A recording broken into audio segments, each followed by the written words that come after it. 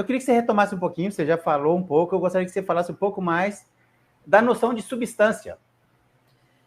Essa noção de substância é a noção talvez mais importante ali do Aristóteles na própria metafísica. Como eu falei, o Aristóteles diz que o ser pode ser dito de muitas maneiras. Essa distinção foi de fato relevante para Aristóteles em várias discussões, mas dentro de uma dessas várias maneiras que a gente pode dizer o ser, uma dessas maneiras, e a mais importante de todas, é o ser enquanto substância. A substância para Aristóteles é aquilo que mais fundamental que existe. Tudo aquilo que é um isto, um existente, de fato, ele existe como sendo uma substância ou existe em uma substância. A gente chama isso popularmente de acidente. Então, só existem, de fato, o sentido mais forte de existência para Aristóteles seria esse sentido em que uma coisa existe, como Sócrates. Sócrates é uma substância e o branco do Sócrates é um acidente que existe no Sócrates. É um exemplo clássico de Aristóteles citar o Sócrates como exemplo, ou uma figura, um ser humano, qualquer um indivíduo, como sendo uma substância. Então, o Aristóteles faz essa divisão das substâncias e ele divide, por exemplo, as substâncias sensíveis, que são essas que a gente tem acesso com nossos sentidos, obviamente, essas que estão no mundo sublunar, e para ele existem as substâncias suprassensíveis, que são essas que estão por detrás do movimento aqui, e uma delas é a substância do motor imóvel, de Deus, né? Ok, legal. Muito bom. Ô, Bruno, e aqui, as noções de ato e potência? A gente ouve muito o pessoal usar a palavra, né? Fulano de tal tem potência e tal. Como é que é lá em Aristóteles, as noções de ato e potência?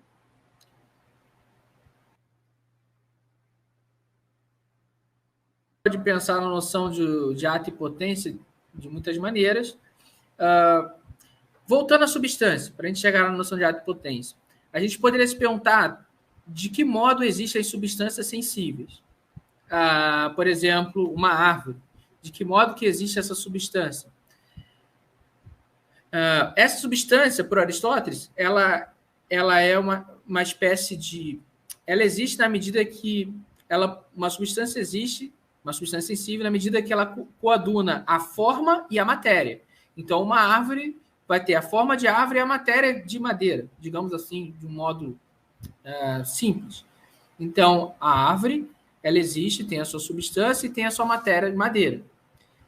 Agora, a gente poderia pensar, tudo bem, a substância possui essa forma de árvore e possui a matéria de madeira. Mas de que modo a gente pode relacionar a forma, que é uma coisa não material, com a matéria madeira, sendo que a matéria madeira é material? Então, a gente consegue imaginar duas coisas materiais se tocando, por exemplo. A gente consegue imaginar esse encontro. Mas a gente não consegue imaginar muito bem como que ocorre um encontro da forma, que é algo não material, com a matéria. Tá? De que modo que isso ocorre? O Platão, por exemplo, criou uma separação total. O Platão falava que as formas estão lá no mundo suprassensível e as matérias estão aqui. Né? E a matéria está aqui. O Aristóteles acha que essa não é a melhor maneira. Você precisa da forma aqui para você ter inteligibilidade das coisas. Eu já vou chegar no ato e na potência. Então, você precisa ter a forma e a matéria conectadas, porque sem a forma eu não entendo o que aquela matéria é. Então, de que modo pode existir essa conexão?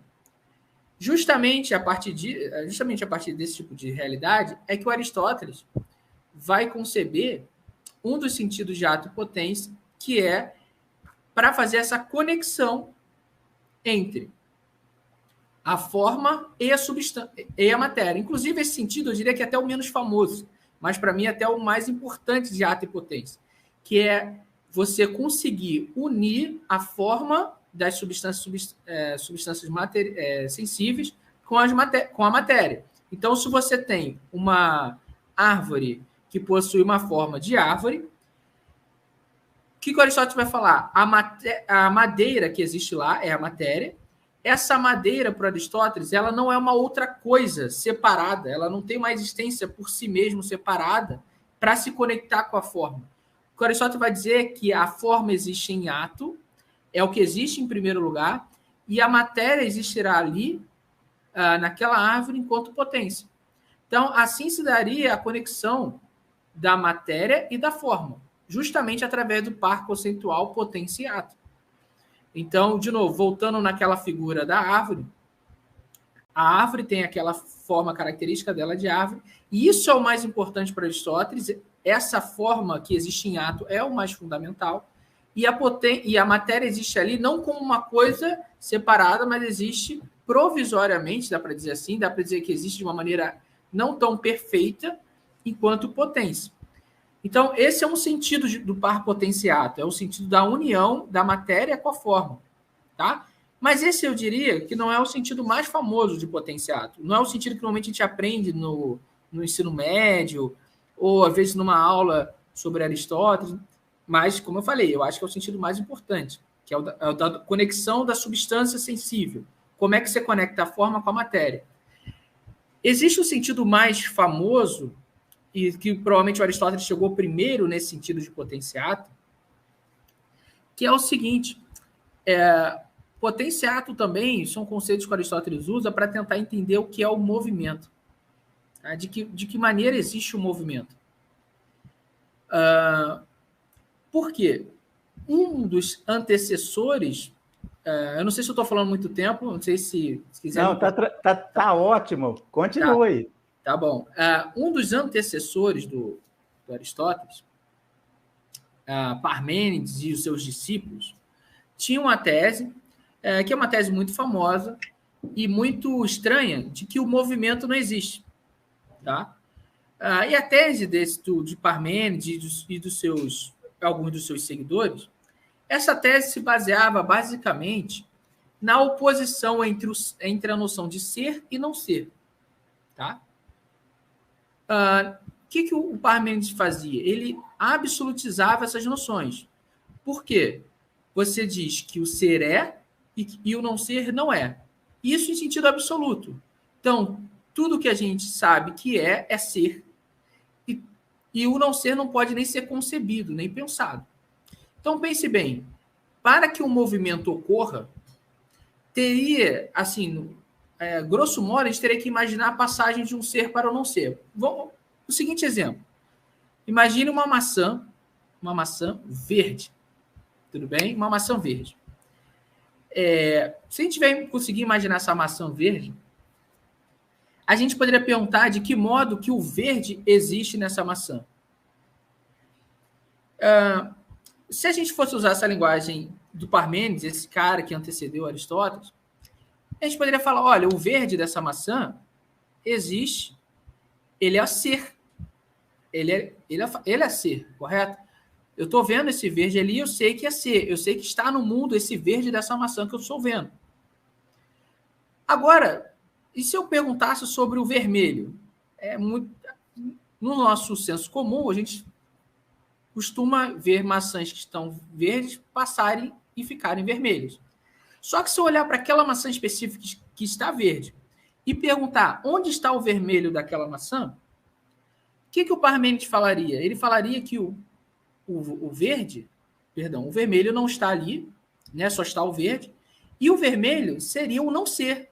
O vermelho estaria no não ser, correto? Se eu estou olhando para uma maçã verde e ela é verde, e eu pergunto do vermelho dela, o vermelho estaria no não ser. Essa seria uma consequência meio que natural da gente pensar. Bom, o que vai acontecer segundo Parmênides? Parmênides vai falar que não será possível a passagem do verde para o vermelho naquela maçã, justamente porque nada pode ir do ser para o não ser, porque o não ser não existe. Tá? O não ser não existiria. Tá? Então, o que o Parmênides vai falar? Olha, como é que o verde da maçã pode passar para o vermelho, sendo que não existe o vermelho é o não ser? Como é que eu posso caminhar até o não ser? Se eu peço para você ir em algum lugar, esse lugar tem que ser o ser, não pode ser o não ser. Se o vermelho não existe naquela maçã verde, isso é não ser. Eu não sei se eu consegui mostrar, mas Se você for seguir esse tipo de raciocínio, você vai chegar na conclusão de que o movimento não existe. Porque você só tem ser. Movimento seria a passagem do ser para o não ser ou vice-versa. Você sair do não ser para o ser. Só que não dá. Por exemplo, do nada, nada vem. É uma frase muito famosa. Então, por exemplo, os cabelos brancos, em mim, ainda acho que é não ser, correto? É não ser cabelo branco em mim ainda. Se é não ser, ele não poderia vir nunca, porque nada vem do nada, nada vem do não ser. Isso seria o raciocínio do Parmênides. Aí o Parmênides falaria algo do tipo, olha, se você está vendo o teu cabelo preto ficar branco, isso é só uma ilusão, porque nada vem do não ser, nada vai para o não ser. Só existe o ser. Outra coisa, nesse raciocínio do Parmênides, por exemplo, a gente não haveria divisão das coisas. Porque eu sou ser, você é ser. O que haveria entre a gente? Não não existe, então é ser. Então só existe o ser. Então essa tese levaria ao imobilismo e ao monismo. Eu vou chegar no ato e potência de novo. Então, esse tipo de oposição do ser e do não ser, digamos, obrigou o Aristóteles a repensar no conceito de ser e não ser. E para isso, o Aristóteles postulou que a melhor maneira de eu entender, uma boa maneira de se entender o ser, é entender que, na verdade, voltando, por exemplo, da maçã, na verdade, existe naquela maçã ser verde, ela é verde, e se a existência desse ser é uma existência em ato. Tá? Ela existe, o verde dessa maçã verde existe em ato. Para Aristóteles, tudo bem, isso é ser mesmo. Só que o vermelho daquela maçã, que está verde, também existe para Aristóteles. Ela também está no ser, por assim dizer. O vermelho dessa maçã também está no ser. Só que um tipo de ser diferente. Ela está em potência. Tá? Então, essa maçã verde possui nela o ser vermelho, mas de um jeito diferente. Como eu falei, existe em potência. Então, o que seria o movimento? O movimento seria justamente a passagem da potência ao ato. Ou seja, o ser que existe naquela maçã vermelha, o ser vermelho que existe naquela maçã verde, esse ser vermelho existe em potência, e em algum momento ele vai existir em ato. Tudo dentro da região do ser. Nada no não ser. O não ser absoluto não existe mesmo para Aristóteles. O Aristóteles vai concordar com o Parmênides. Não ser absolutamente não existe. Só que o que a gente precisa entender é que o ser pode ser dito de muitas maneiras, especialmente nessas transições de potência e ato, né? Nessa passagem da potência e ato. Voltando àquele assunto do motor imóvel, claro, vai ter que ter um ato útil. Para essa maçã verde passar para vermelha, tem que ter alguma coisa em ato antes. Por exemplo, a árvore, a macieira, tem que estar sustentando a passagem. Só que, para que essa árvore exista, ela precisa de um ato anterior a ela. De repente, uma semente que ela foi plantada, e assim por diante. Mas vai ter que ter um ato último, um ato primeiro, que sustenta toda a realidade. Voltando lá de novo ao motor imóvel, a Deus, que será o que o Aristóteles vai fazer. Então, voltando para a noção de potenciato, é uma noção fundamental para Aristóteles, é uma das minhas noções preferidas, foi que eu estudei até na dissertação. A noção de potenciato é importante para Aristóteles em vários níveis, tanto para você entender, resumidamente, entender o movimento das coisas, como eu acabei de falar agora, como as coisas mudam, como é possível mudar as coisas, quanto para você entender a própria substância, como que ela existe aqui no mundo sensível, como é que você conecta, por exemplo, a forma e a matéria que eu falei. Então, resumidamente, é isso.